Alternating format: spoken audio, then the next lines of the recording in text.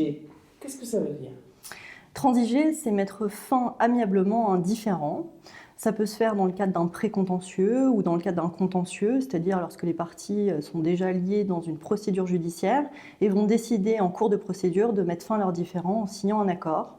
La transaction, pour être valable, repose sur des concessions réciproques de chacune des parties. C'est un point essentiel.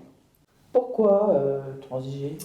Transiger, c'est gagner du temps, c'est avoir tout de suite une issue à un différend, c'est éviter d'attendre l'issue d'un procès qui est toujours incertain, même si le dossier est bon, il y a toujours une part d'insécurité. Après, on ne peut pas négocier et transiger sur tous les dossiers. Il y a des points sur lesquels un franchiseur ne peut pas transiger, des points sur lesquels il ne peut pas mettre un mouchoir sur des manquements qui ont été effectués par des franchisés. Ce n'est pas possible de transiger en toutes circonstances. Et que faire si une transaction n'est pas exécutée?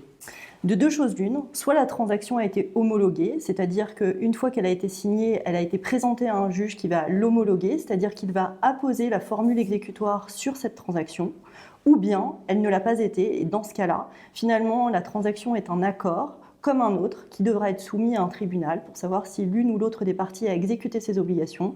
Et si les obligations n'ont pas été exécutées, le juge pourra ordonner l'exécution ou bien dédommager la partie qui n'a pas eu l'exécution de l'obligation qui lui était due. Est-ce que vous conseillez, d'une manière générale, de transiger? D'une manière générale, je suis plutôt favorable à la transaction puisque je considère qu'elle permet de gagner du temps, de se consacrer à des choses qui sont plus positives, de gérer le commerce de l'activité plutôt que de gérer du contentieux et du négatif.